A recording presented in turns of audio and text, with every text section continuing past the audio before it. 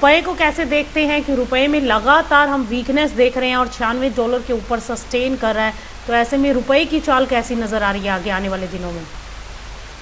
देखिए, रुपए में मुझे लगता है कि हमारी चिंता ये नहीं है कि डॉलर में थोड़ी बहुत अभी गिरावट आना स्टार्ट हो गई। हमारी सबसे बड़ी चिंता दो चीजें, एक कच्चा तेल फिर से $95 के ऊपर आ गया, दूसरा मानसून को लेकर जो चिंता है ये ज्यादा बड़ी है।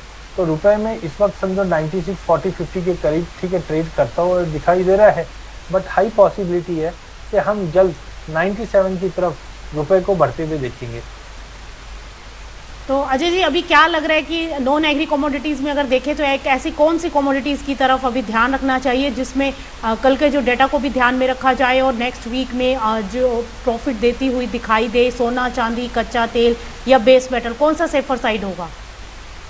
अगर 3 कमोडिटी मुझे चुननी है तो सबसे पहले तो मैं चांदी को चुनूंगा, क्योंकि $60 के ऊपर चांदी आ गई है। वहीं दूसरा चांदी में मुझे लगता है कि 2,30,000, 2,35,000 के लेवल आराम से दिख जाएंगे। वहीं दूसरी और अगर मैं देखूं तो मुझे नेचुरल गैस भी अच्छा काउंटर लग रहा है, जहाँ पे 285 पे लेकर 295 पे निकल सकता है। और बेस मेटल में मुझे लगता है कि आपको ध्यान देना चाहिए जिंक में, जहाँ पे 385 के करीब लेके चलिए, 382 का जो स्टॉप लॉस बताया, 395 तक का भी लेवल मिल जाएगा। हालांकि कॉपर भी मजबूत है, बट जिंक मुझे लगता है पहले रिटर्न आपको देता हुआ दिखाई देगा। ओके, तो और एग्री कमोडिटीज़ में अजय जी अच्छी खासी हमने आपसे पिछले हफ्ते भी बात की थी और मसालों में आपने बताया था कि एक अच्छी खासी अपसाइड मोमेंटम बन सकती है। अब सभी मसाले आज जो है वो प्रॉफिट बुकिंग दिखाते हुए दिखाई दे रहे हैं, तो ऐसे में क्या लगता है कि यहाँ पर अभी कमाई के मौके हैं? सबसे पहले अगर बात हल्दी की करें तो 21,000 के ऊपर जो कारोबार कर रही थी अब वहाँ से फिसलती हुई दिखाई दे रही है, तो नीचे में बॉटम क्या दिखाई देता है? क्या फिर से खरीदारी लौटेगी और अपसाइड फिर से बनेगा इसमें?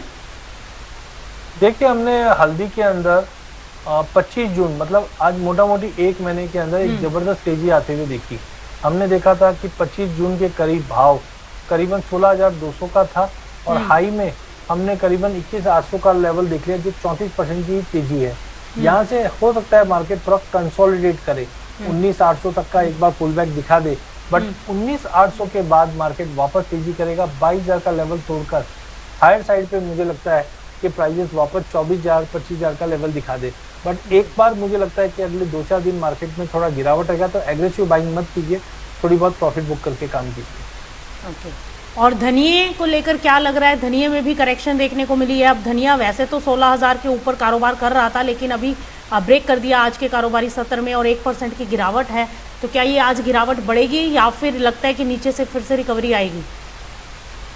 धनिया में देखो, मैं अभी भी बुलिश हूँ, जो ऊपर में मुझे लगता है कि कम से कम 18,000 का भाव भी आराम से दिखा देगा, क्योंकि फंडामेंटल मजबूत जरूर है।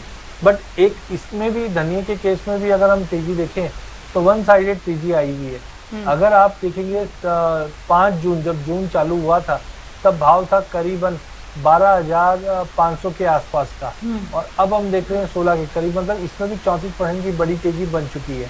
तो यहाँ से भी मुझे लगता है कि धनिया के अंदर जब तक 16,500 के ऊपर की तेजी नहीं आती है, एक अच्छा बड़ा करेक्शन आ सकता है, जो 14,500 से 15,000 तक का भी लेवल दिखा दे।